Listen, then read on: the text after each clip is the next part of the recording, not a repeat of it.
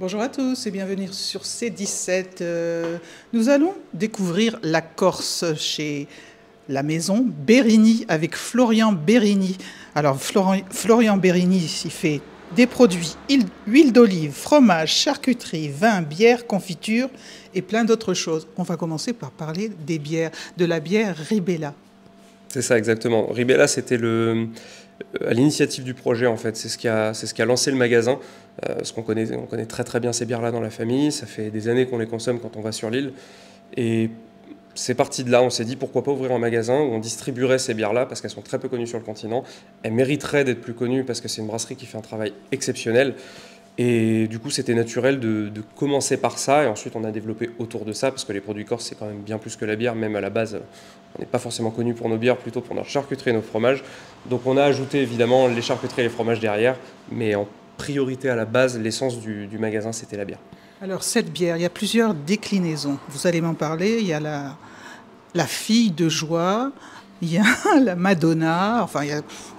Quelles sont les différences? Exact. Alors, le gérant de la brasserie Ribella, Pierre-François, c'est un monsieur qui a une vraie science de l'assemblage et qui a à cœur de faire des choses qui sortent de l'ordinaire, voire même d'améliorer certains concepts déjà existants.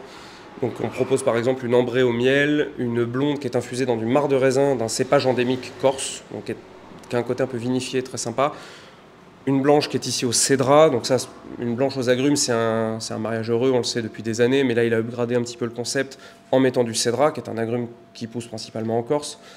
Et après, il essaye vraiment de travailler que des produits locaux, que de l'AOP, tout est certifié agriculture biologique, et il a sa propre ferme de houblon, chose qui est extrêmement rare aujourd'hui en France, et notamment en Corse. Et ça, c'est une vraie force à mon sens, parce que le houblon, c'est comme le vin, en fonction du terroir sur lequel il pousse, il va développer une particularité, des goûts spécifiques. Et donc on est vraiment sur une brasserie certes artisanale, mais qu'à d'artisanal que le nom, tellement ils sont doués, tellement la gamme est étendue. Il y a aussi une gamme de miel, d'huile d'olive, fromage, charcuterie et vin. On peut tout trouver chez vous, et vous êtes vous-même Presque tout, j'espère. un Corse C'est ça, aguerri. Exactement. Nous, on vient à la base de Corse du Nord, en Castaniche, donc là où il y a tous les châtaigniers, les sangliers aussi. Et on a eu à cœur de travailler avec des gens qui étaient très proches de nous géographiquement, notamment par exemple pour les confitures et les soupes. On travaille avec un chef gastronomique qui est juste au-dessus de chez nous, à on va dire 30 minutes de voiture. L'huile d'olive, pareil, c'est juste quand on descend à la plaine, on a le moulin qui est là. C'est des gens qui externalisent rien, ils font tout en interne, ils exploitent des oliviers qui ont 300 ans.